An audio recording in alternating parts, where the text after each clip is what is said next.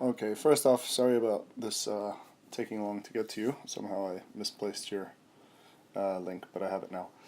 Okay, so first of all, there's a lot of good stuff going on here. We've got, definitely the idea of just how we look at the music as a lead sheet instead of as actual written out music definitely starts to increase the idea of improvisation. But to be honest, I think that's probably the smallest part of improvisation within jazz. Um, I think if you want to have a little bit more of a talk about how improvisation is used in jazz, we can do that.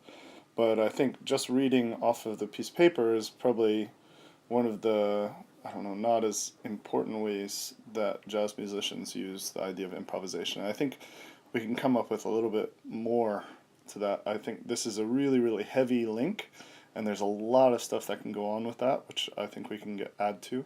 So it's definitely something that I'm interested in talking with you more about.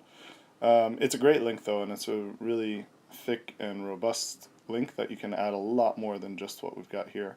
Um, and I mean, you've got some good ideas going on here as well. As far as the improvisation with the Baroque music, I think we've got some good ideas going on here.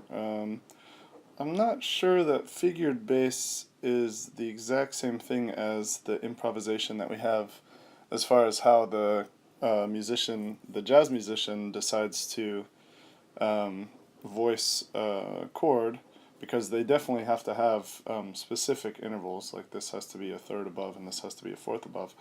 Um, I think it was just a shorthand for writing the actual chords themselves, but I mean, kind of you could talk about how that's the same idea with the chord symbols on a lead sheet, which I think is really good.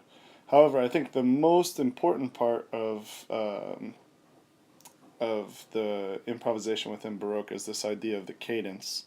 Cadences are sorry, cadenza, not cadence.